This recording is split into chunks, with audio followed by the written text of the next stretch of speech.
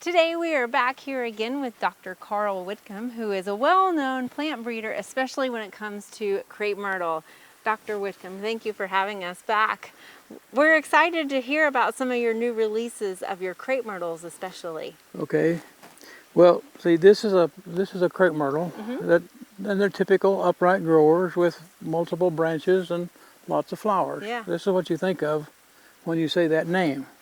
On the other hand, You got a new one, don't you? Yeah. What do you do when you have one that grows normally until early summer, and then instead of producing flowers, it produces this complex of modified sepals? It never does flower. So the floral display is in its unique sepals that it has. Yes. Wow. And they will continue. They go through a sequence.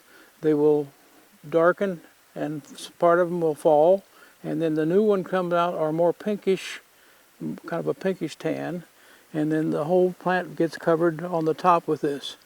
But it never does actually flower. I think it's quite attractive as far as being different, contrasting to other vegetation or what have you. But and of course you came up with a fun name for this different looking crepe myrtle, right? Since it is so different and does not flower when you expect it to, I named it Raunchy. Well, what's raunchy? Well, raunchy is something out there, somewhere different, yes.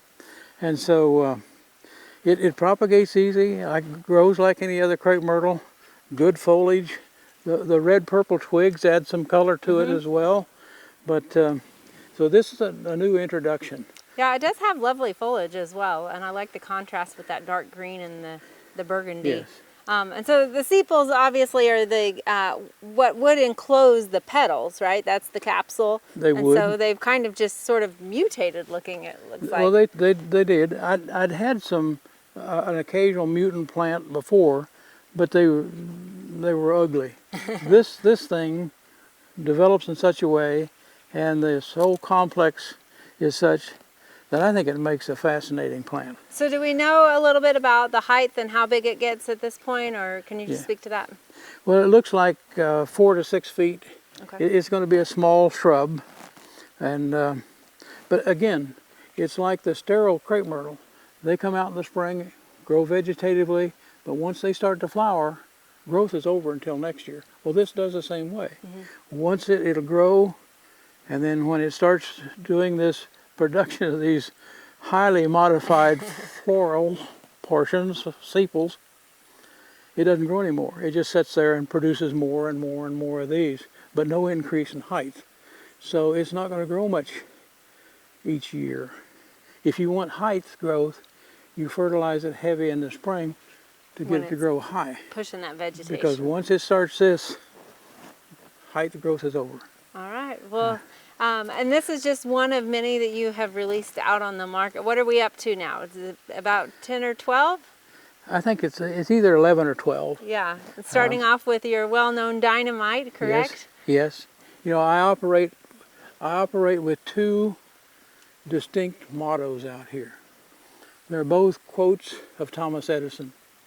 One says, "We have no rules here. We're trying to accomplish something." We have no rules here.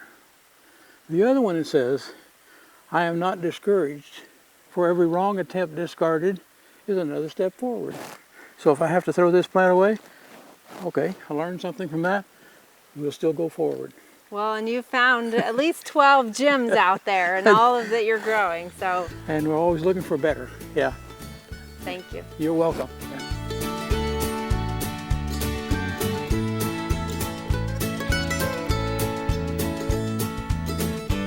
We hope you enjoyed this video as part of our Oklahoma Gardening YouTube channel. You can also find even more videos on the OK Gardening Classics YouTube channel. And join us on social media for great gardening tips, photos, and discussion.